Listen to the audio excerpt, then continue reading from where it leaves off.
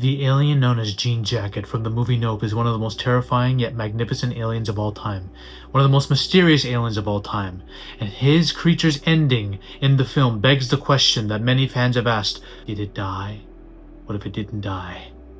If it didn't die, then what the fuck is this thing? Because it ain't just a regular animal. I made a video theorizing that the alien from Nope is an angel, and yes, that is still my primary theory. This alien is an angel by all accounts, right? Everything that Jordan Peele is saying in this film, this alien can represent an angel, y'all, right? This movie was borderline biblical. The more and more I think about it, there is also a possibility that this thing is just a fucking alien animal, and I could be completely wrong, and there's nothing spiritual or biblical about the film in that regard specifically, because this alien seems to have a biology that represents an animal more so than a cosmic being from heaven. But what is it really then, if that is the case? What would an alternate theory of what this alien and its origin is look like, and what the fuck happened to it at the end? This creature, by all accounts, is built to hunt. It's built to find you and eat you. But what if I told you it's also built to adapt? Adapt. Think about it, right? There's a scene where he devours a dude. I think the Angel kid. A kid named Angel, by the way. Think about the coincidence. He devours a kid named Angel, and with this kid comes like a long string of barbed wire that this creature can't consume. It can't consume shit like that. It can't consume metals. It goes after organic material only and spits out everything that's not organic. But this long line of barbed wire is too much, so he spat everything out. And then, to cope with the fact that it was being fed shit it can't eat, and then it had to run after its victims, it evolved, it adapted to the situation, and took on this jellyfish form. The form that looks as angel-esque as it gets. I call it the angel form. An adapted form. And this adaptation would continuously happen. It would continuously evolve over the course of 10 minutes. It would start changing. It starts changing to this creature that can fly up to the heavens looking like one of the kaiju from Neon Genesis and Evangelion. Like, it just keeps adapting. Think about its final form when it's about to eat the helium balloon thing, right? Look at the mouth entry of it, the green square thing. It clearly adapted its digestive system to filter out all metal and smoothly bring people in, sucking them in like a vacuum. It's very interesting the way it adapted, y'all. Very, very interesting. In seconds. An alien that can adapt in seconds. So did it die devouring that helium balloon? How could a creature that can adapt so fast die so fast? A lot of fans were left shaking their heads and even annoyed and disappointed at the way the alien went out at the end of this film. But what if I told you it might have just retreated into a smaller form, only to rebuild later? What if a piece of it went off?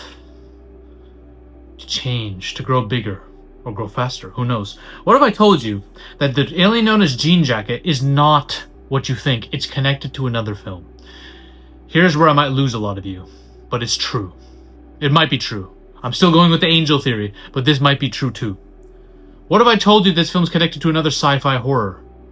What if I told you that the movie Nope is a sequel to a film in 2017 called Life? Don't leave! I know a lot of my fans are probably sick and tired of me talking about this specific entity I'm about to name, but this creature is at the center of sci-fi cinema, y'all. Alright? Just hear me out. There's a creature in the movie known as Life called Calvin. Oh my god, people cringing left and right, but listen. Calvin was a little Martian creature that these astronauts found that was like a small little sperm cell on a petri dish that started growing and growing and growing and growing. Not literally a sperm cell, I'm saying it looked like one. It started growing and it would consume things. As soon as they fucked with it by zapping it with a taser, it started consuming everything. Growing and growing bigger, propelling into a freaking tentacled monster from hell that could eat everything, consume everything. Smart, strong, fast, durable, adaptive. It adapted to everything. Adapted to everything they throw at it. It could survive space, it could survive in the water and cooling systems, it could survive any fire shot at it. It's crazy, y'all. And it goes into a hibernation state when the atmosphere around it does not meet its standards. When it's deprived of oxygen and shit. So, it follows us home, basically, at the end of the movie. It latches itself onto one of the escape pods after killing most of the other crew. And then it finds its way down to Earth. Okay? Now it's on Earth, literally in the middle of the ocean. You're thinking at this point, at the end of the movie, okay, we're fucked. Like, humanity and Earth is fucked. It can consume everything. Once it goes into the ocean and starts consuming all of them, and then it consumes all the humans, it's going to turn into the Godzilla of aliens. Or maybe that's not what happens. Because the director of Life has said, maybe y'all are thinking about this wrong. Maybe Calvin entering Earth doesn't mean the end of all life. It's not a doomsday event necessarily. Maybe you're underestimating Calvin. Maybe Calvin grows to become this all-adaptive, intelligent being that can learn to coexist with humanity, maybe even communicate with them. Wouldn't that be an interesting new take on it? Instead of a doomer ending, we have an ending where the alien is much more than we can comprehend. In fact, it could actually grow to become something we could live and coexist with. A very scary but interesting reality. You see, if we're taking that train of thought, what if, in a potential follow-up, Calvin, after landing on Earth, killed a bunch of people, the fishermen who found him are fucked. Jake Gyllenhaal is fucked. Everyone's fucked, is dead. He's dead. Or, you could say, the atmospheric change and the hibernation stage changed his mind, and maybe he just became a recluse. Whatever. He probably killed a bunch of people out of hunger, and then eventually, he grew and grew to the point where his intelligence became something else. And he evolved. He evolved to the point where he could strike a... I don't know why my assistant put this shot of Predator 2 in here, but goated character, goated actor. Humans who looked like this when they saw Calvin struck a bargain with him, okay? And these are some of the bravest humans of all time to somehow be able to communicate with this creature, this demon from hell. And they said, listen, bro, we'll give you food. We'll supply you with livestock. Just leave us alone. Don't fuck with us. We're going to give you a preserve. You can float around over here and we'll let you go. We'll let you do whatever. Just don't fuck with us. We won't fuck with you, right? So Calvin grows to the... Even though Calvin can kill all of them, he grows to the point where he's like, okay, cool. I'll chill out. And then at this point, he started changing. It's very easy to imagine in this train of thought that a human like Jupe was one of the people that would make a bargain with this creature and say, hey, listen, I want to use you. Okay? I want to use you for spectacle because my show is dying. You're going to consume horses for me and shit. You're going to do crazy shit for me every now and then. You're going to do little magic acts for my audience. They won't even know what happened. And in return, I'll supply you with horses and whatever the fuck you want. Now, when these sacrifices were happening, basically Calvin designed his body, adapted and designed his body to follow the system. He designed himself to be superfluous to his surroundings, to be like a flying saucer. Him just flying across the sky in the saucer shape in full speed is him adapting to the situation. He doesn't want to be seen by too many humans. And granted, people still do see him. He does fail here now because he can't help himself but come down. But the whole point of him designing himself like this is so that he can come in and out. Alright? He can fly in and out. Come down when he needs to, suck up whatever he needs to, and go fly back. That's the way he designed his body. But Calvin would grow restless. He would start coming in and going out of bounds and luring humans. Trying to lure them. Starts feeding on more horses than he was allowed to. Because the deal, the bargain, is not set in stone. They didn't sign a contract in the English language or anything like that. So he decided to come through and do some shit he shouldn't have. Because he's a hungry animal at the end of the day. And then we have the story of Nope. Where you have our main characters who sight him. They see what's going down. We see what happened with Jupe. We see him kill everybody. And then try to kill our main characters. And then they get the upper hand on him. And he turns into that form and explodes. So what happened to Calvin at the end of this? Well, as a result of adapting to the system of coexisting with humans, he became more vulnerable by creating his body the way it was. Creating organs for his body to suck up humans, to suck up animals, organic matter, and spit them out.